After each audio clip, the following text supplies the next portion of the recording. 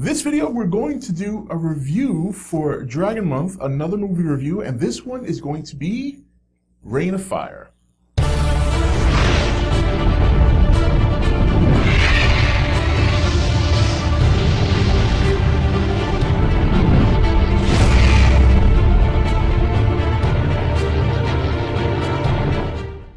Okay guys, welcome back. So Reign of Fire, I had never seen this movie before. Saw it for the first time last week, and the movie came out in 2002. Christian Bale, Matthew McConaughey, Gerard Butler, three very young actors at the time who have gone on to have very successful careers.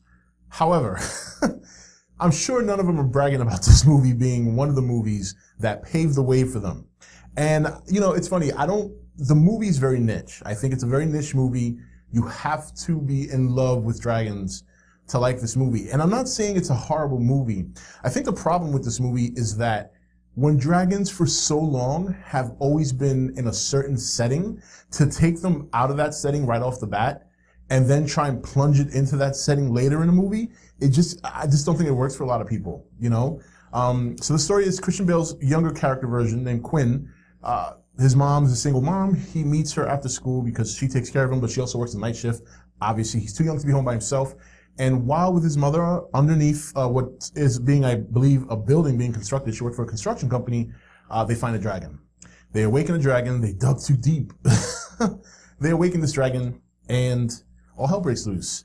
Now, from that point forward, it's pretty much a look back at history and what happened around the world. You know, these dragons they began multiplying to serious numbers, to the point where humanity felt like they had to start dropping nukes. That's another thing that I think kind of doesn't make sense. I mean, these are flying animals, and I get it. You know, if you find a nest, they're not flying, they're sleeping, nuke them, wipe them out.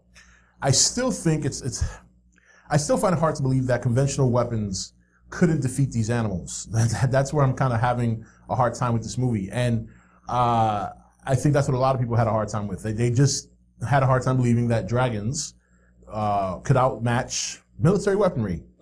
And especially when you consider that later on in the movie, when they start taking out these dragons, they're doing it with these very same conventional weapons. So, but nonetheless, 20 years go by, and humanity is near extinct. People are basically almost back to the Stone Age.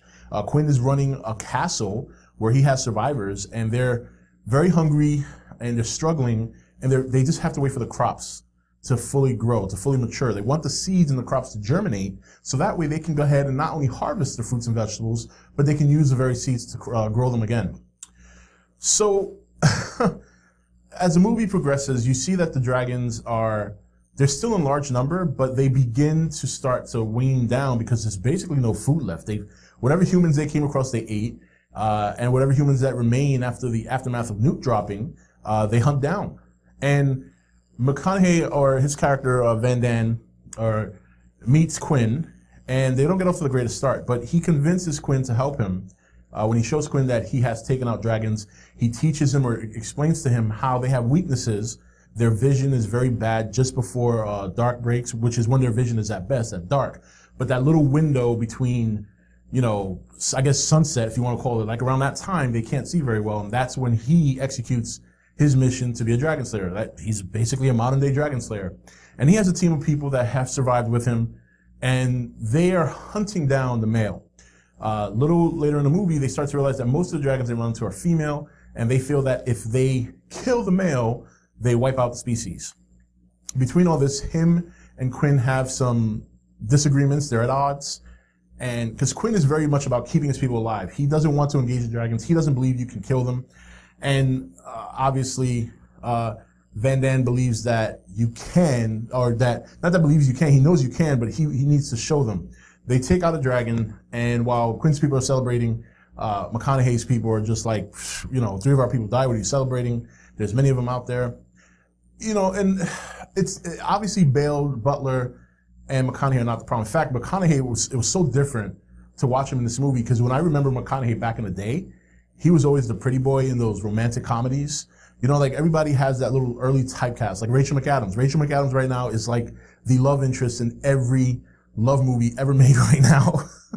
And eventually as she gets older, she might grow out of that and become something else. But it was so weird to see him in this role. It was good. You know, at that time, I think I probably would appreciate it more because I always knew McConaughey at that time as the pretty boy in the love comedy.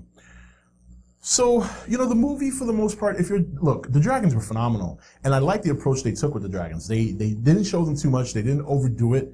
But when they did show them, it was a great payoff. The design and the special effects were fantastic, very beautiful. There's one particular scene where the male finally shows himself and he extracts revenge on the castle where Bale's people are. And boy, that scene was just great. Some of the things the dragon did was just gorgeous to look at. And he was big. Oh, he was big guy. So, and that was a good thing on the movie. Again, Bale, Butler, and McConaughey were not the issue. I think the issue with this movie was the setting. I think the pacing at times it almost seemed like you rushed to the end. Like, the way it was building up, and then next thing you know, boom, they're going after the male. And it's like, huh? And if you blink, you miss it. And it's an interesting concept, maybe not executed well. I think people may have wanted to see the dragons in the beginning of the movie begin to take over. And it doesn't mean you have to drag it out, but maybe while you're showing those news clips in the beginning of the movie, perhaps show small sequences of jet fighters fighting dragons, That's just my opinion. But I think the primary problem with this movie is just the fact that dragons have always been set in a fantasy setting or some other setting that is not modern. So when they tried to pitch this movie, I think that's what killed it. I don't necessarily think the story's horrible. I think it's executed not too well. The cast, even though they were young at the time, they were very good. And the dragons were phenomenal. They didn't oversaturate it with dragons. It almost like it was missing that element. There was something missing about it. And I can't quite put my finger on it, but I do know that I think the setting was the issue. I think the pacing was a problem. And the payoff wasn't that great. The ending, the payoff just was not that great. It was very underwhelming. But nonetheless, if you love dragons, I would definitely recommend watching it. The dragons in and of themselves are phenomenal to look at. They're beautiful, the way they created them for the movie. Some of the science behind them was very interesting. For example, the females have a very fast metabolism, so they don't live very long. It's almost like they live to lay eggs so that the male can fertilize the eggs, and they die. They die like within 4 months. But outside of that, there's really nothing else in this movie that just makes it like, whoa. It's a very niche concept, very odd, but there are definitely some entertaining parts, and I do recommend it, if nothing else, to check out the dragons because they kick ass. But anyway, that's it for this review, guys. I hope you enjoy it. There will be definitely more dragon videos coming in the next weeks for the month of July. Until then, this is Rob signing off for ETN, where we don't do news, we just talk entertainment. Take it easy. Thank you for watching ETN. Don't forget to comment, share, and subscribe. Join the nation's Facebook page to meet other subscribers or visit ETN's Facebook page and Twitter page. Links for all are in the description. Hey guys, welcome to Entertainment Talk Nation. This is Rob. This video, we're going to do a review for Dragon Month, another movie review, and this one is going to be Reign of Fire.